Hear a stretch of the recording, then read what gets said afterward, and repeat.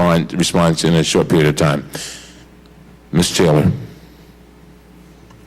Thank you, Mr. Chairman. Admiral, I want to go back to the line of questioning about the equivalency of had that vessel been an American flag vessel and the appropriate level of Coast Guard inspection and had that been a foreign flag vessel. So walk me through this. If that had been an American flag vessel, how often by law would it have had to have been dry docked for a full Coast Guard inspection, which I'm guessing would include the actual use of all the firefighting equipment, review of the pumps, review of literally from top to bottom of that vessel? How often does that happen for a U.S. flag vessel?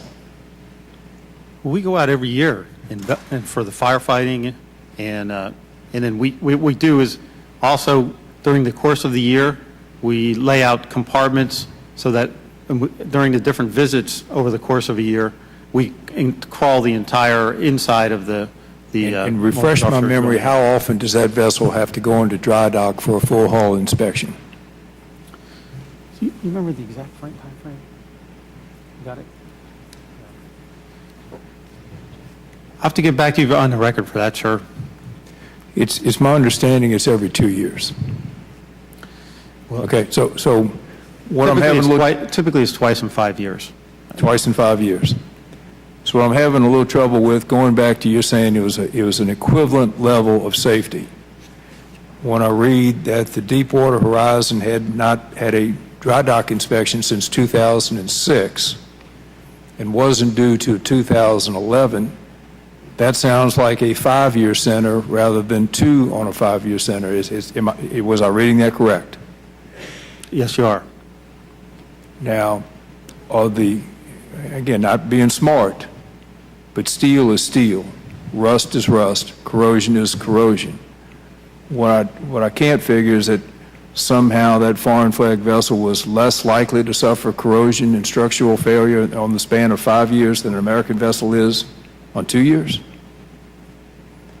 I know folks in the industry. Right. I know that your people go into that rating because they really do want to do a good job. They want to crawl through that vessel. They want to find something wrong because they don't want that vessel to be unsafe. So on the flip side, and they're doing it apparently every 2.5 years. So how can you call a 2.5-year inspection cycle equivalent to a 5-year inspection cycle when we both know that somehow the laws of corrosion aren't suspended for a foreign flag vessel? In either case, in a foreign or U.S. flagship, we also allowed things like underwater inspection in lieu of dry docking, where the entire outside is videotaped and reviewed so that we can look for any anomalies.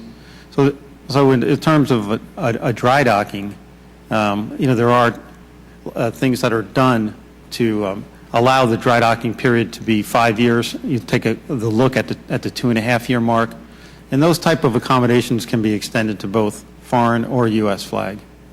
Are U.S. standards too strict? No, in every case, what we're aiming for is to either bring international standards to U.S. standards, or if for some reason the U.S. or the international standards are better, then we would adjust our own. But I think that to answer your question, the U.S. flag standards are not too strict. But then, if U.S. standards are not too strict, are the foreign standards that you are signing off on too loose? Because they're not equivalent. You're not going to convince me that a 2.5-year standard is the same as a 5-year standard in anybody's book. You're not going to convince me that the people from the Marshall Islands doing that inspection or inspecting that vessel as rigorously as your people, particularly when the Marshall Islands is a heck of a long way from the Gulf of Mexico. So let's go back to your statement, are they really equivalent? Because I don't believe that they are. But I will give you an opportunity to convince me otherwise. Well, sir, just succinctly, the point of our inspections are to be able to ensure the U.S. flags are safe, And then we also go on board foreign, and we leverage the different inspections that are going on behalf of the flag state or by the flag state itself, and we verify that the level of safety is acceptable for service to the U.S. Well, Admiral, should we outsource the inspecting of drilling rigs should we outsource it to the Marshall Islands if they're that good? No, sir, I don't think we should. But you've effectively done that when you sign off on their inspection. You have outsourced it.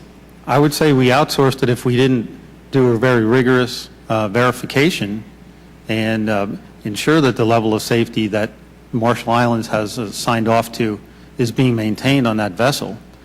And we also we invest a lot of time, energy, talent working through the International Maritime Organization to put every piece of backbone we can into the international agreements before they're finalized and deployed worldwide. So we are very true to the goal of trying to ensure an equivalent level of safety. But again, you correct me if I'm wrong, but you are relying on a certificate signed either by someone from the Marshall Islands or their designee that the requirements that you normally enforce were enforced. You have, in effect, outsourced your responsibility. Now, it may be a bad law that we need to change, but is it not true that you outsourced your responsibilities? Congressman, I don't want to be argumentative, but I just can't agree that we've outsourced our responsibilities because So you did that inspection, not the Marshall Islands? we validated that the vessel was up to acceptable standards through taking their certificates and in verifying through our inspection. You took their word. You took their word. Yes or no? Trust but verify, sir. We took their word. Thank you, Mr. Chairman. We did a verification. Let me ask you this. Does the Marshall Islands do inspections? To your knowledge?